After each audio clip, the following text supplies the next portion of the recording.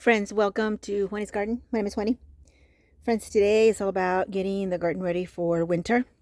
So I was out here, and what I did, friends, is I trimmed my lemon tree so that we can get into the lemons and cut the lemons. So I cut quite a few branches off, branches that were extending all the way back to the wall here that would have made it really, really hard to reach those beautiful lemons there. And I made space throughout, friends, throughout, so that we can reach them without an incident, because they have so many big thorns that really, if we're not careful, we can get hurt. So this is tree number one. I have two lemons and then my calamondins. So friends, one thing, lesson learned. Look, this tree here is in a corner. I am never going to do this again, because this is exactly what makes it hard to harvest over here, because it is in a corner. So when we get to our new property, I'm not going to do this. I'm not going to put any trees in corners. It makes it hard. This other tree here is not cornered, but it is against the wall. It's not as difficult to come over here and cut the lemons. I also cleared a lot of branches, as you can see right here. See right there? I cut a lot of branches in areas that they were just branches extending out that would have prevented us from coming over here and cut these beautiful, beautiful lemons. I have some clusters, friends, that it's amazing. I don't have the words. Look, they're clustered, and even though they're clustered, they're huge. There's a single one, and it's so beautiful. So beautiful. So that was part of my project today, friends. Getting over here and clearing the way for my lemons. And friends, I was here the other day cutting calamondins, and look, as I was cutting my calamondins, I looked inside and I thought, oh my god, those are huge. Yeah, they're lemons. A branch just went over, and I've got 4 lemons hanging over here. And then let me show you, friends. Here's what I cut right there, ready for compost. It's a huge pile. So again, but this is going to make it so much easier for my lemons to be cut. So friends, this tree right here, my lemons, they're done. Once they do their blooming and the fruiting, and once I cut my lemons, we're done. But with the calamondins, it's not the case. They keep on producing all year.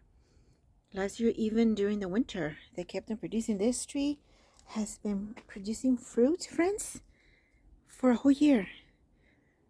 The year before it didn't do this. This year it did. I put some bone meal at the roots. Maybe that's what's helping it. So, you know, I've got a whole bunch of fruit that's ready to be picked and a whole bunch of fruit that's growing. So I'm hoping that I will continue to harvest these beauties right here. I'm going to be dehydrating a lot of this and also making some candied citrus. Okay, let me show you something. So this tree here, this is the one that I would miss the most once we go to the new property. But guess what, friends? Look, right here, all these are little calamondins, and they're super close together. It's just a holding place. I'll pull them out and put them in individual pots, containers, until I'm ready to put them in a permanent place. So that I'm super excited about that. And then, friends, let me show you something else. Okay, let's walk this way. Okay, here I've got a Mayer lemon tree, because the trees that are here, they have to stay here, friends. I can't take them. So I got this one. It's a baby. It's gonna take them a little bit to grow and mature. So I might just buy me one that's already full size, so that I can have lemons right away when I go there. And then right now, friends, it's time for the greens. Of course, I've got kale, I've got lettuce, I've got this Swiss chard here, and look at through here also, friends. Look at that massive production. So beautiful. If you could see, when I put the camera next to the lemon, it doesn't really show how big it is, but they are huge. Okay, friends, so then another thing that I'm going to be doing to get ready for winter, friends, I'm going to go ahead and cut these pepper plants. Look, it's still producing. See that jalapeno right there? And See that one right there? Over here too. But, you know, I can't leave them here. So I'm going to cut them, friend. I'm going to cut them to about right here, each one. And then I'm going to put them in a grow bag. And then I'm going to put them inside the house. And that's how I will overwinter these, so that I can bring them out next year. And then my melon pot container here. This is the container, friends. So look, a lot of the vines had already died. But I've got this one here, this green one here, that is still alive, and it's actually growing a new melon. Look at that. I don't know if it will make it because it's gonna get cold. This one here, friends, look, unfortunately I had a melon growing right there, but look, the vine died.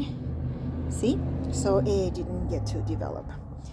And then I'm gonna show you inside. Okay.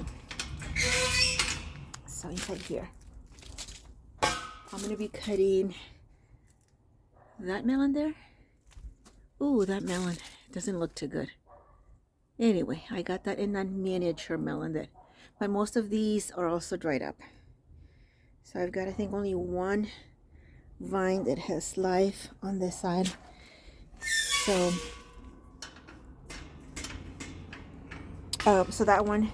And I've been throwing compost in there, friends, so that it enriches. I don't think I'm going to grow melons from here next year. I'll try something else. I'm not sure yet what.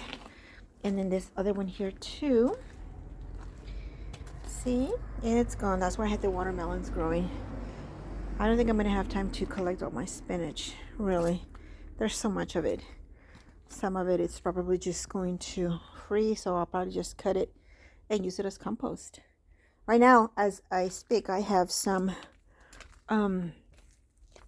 spinach in the oven dehydrating. I have a dehydrator, and I also have I also put them in the oven. So again, talking about cleaning, look, all the leaves from my fig trees have fallen. I put them in the containers. Look, friends, they were still trying to grow figs. Look at this. Look, it's the end of November and they were still trying to grow figs. And these are my figs from cuttings. They've done so good. Okay, another thing on the list today. Look at all these leaves, friends. This is beautiful material for composting. So I'm going to be very busy today cleaning, picking up all these leaves, throwing them into my compost pile. And then also in the front, I have the same challenge. I have a lot of leaves from the trees that have fallen. So super excited about everything that happened in the garden this year. We had good production of fruit, excellent production of spinach, super excellent production of spinach. I had